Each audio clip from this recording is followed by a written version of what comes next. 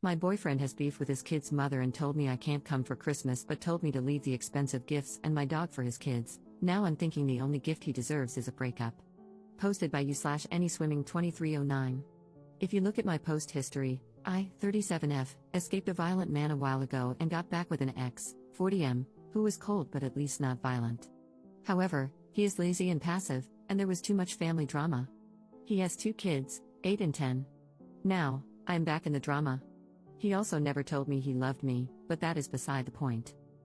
His kid's mom has always been awful to me, and he never stands up for me. We broke up when she screamed at me as I came with him to pick up the kids, threw me out, and he didn't say anything. It was literally my first interaction with this woman.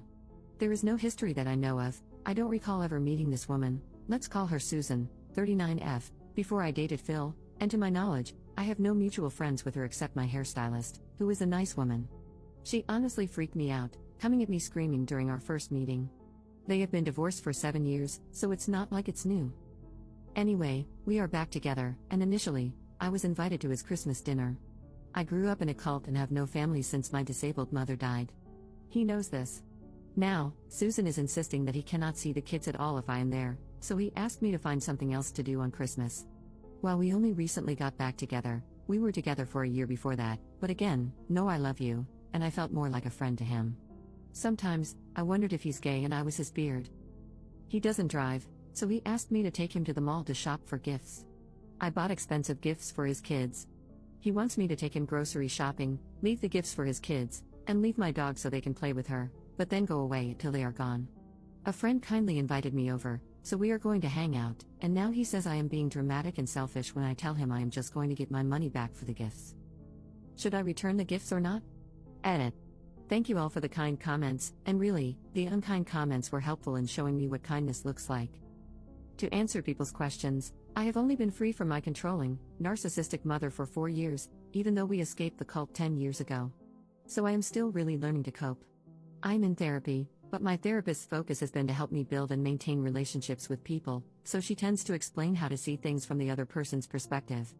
Her suggestion was that I can leave but also maybe have empathy for Phil's lack of emotional intelligence and grow a thicker skin. I might need a better therapist.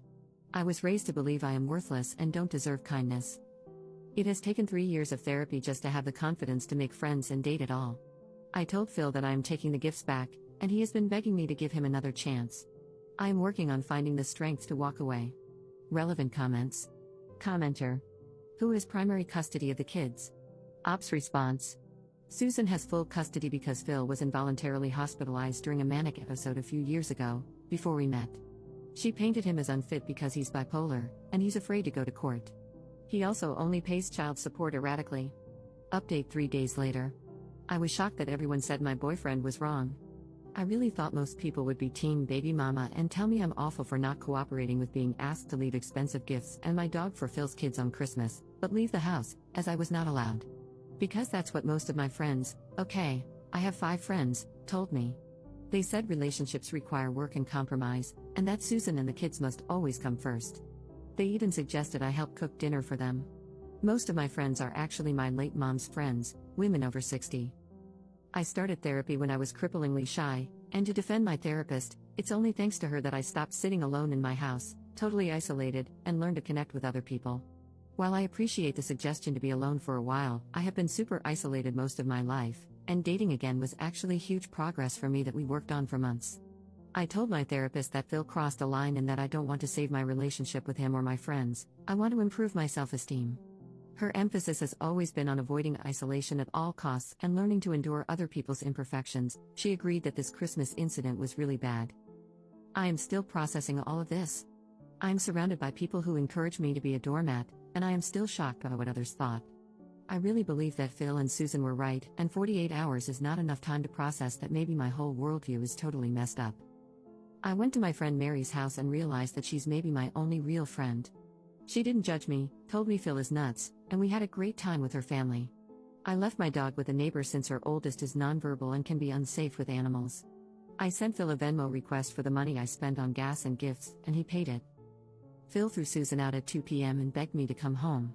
I got my dog back from the neighbor, took out the cheapest gifts, And he made his kids thank me and play with the presents, which felt very awkward as he tried to beg them to engage with me while they were on their phones. We hung out with his kids for an hour. Susan came back and refused to get out of her car. Now Phil is telling me he loves me, wants to marry me, etc. I don't know what to do. I have been reading nonstop about narcissistic abuse these past few days. I am realizing that Phil is just like my mom, and that this is maybe what she did, hoovering. But again, I am fighting to stop being totally isolated, which I was for years after leaving the cult. I had no friends, never dated. It's laughable how many people accused me of desperately needing a man. Phil is my first boyfriend, and we met when I was a 31-year-old virgin with no friends.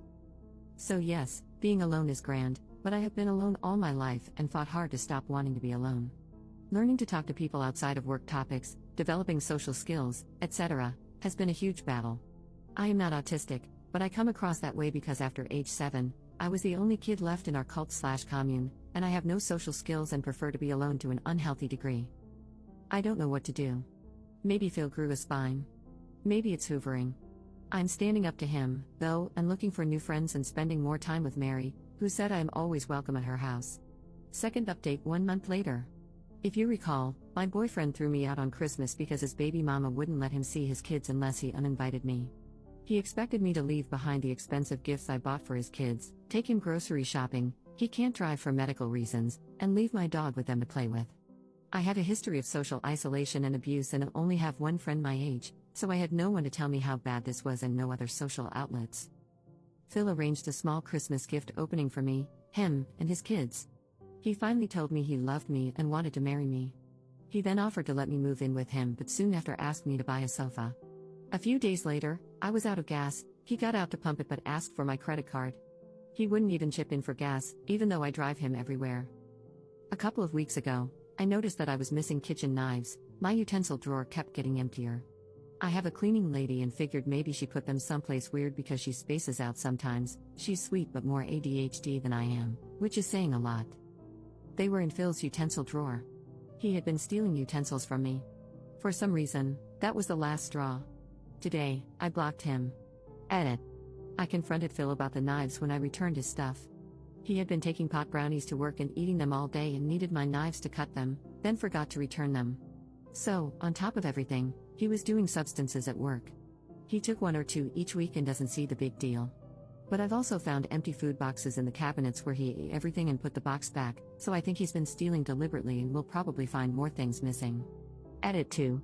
So apparently, this post made best of Reddit and also a YouTube channel.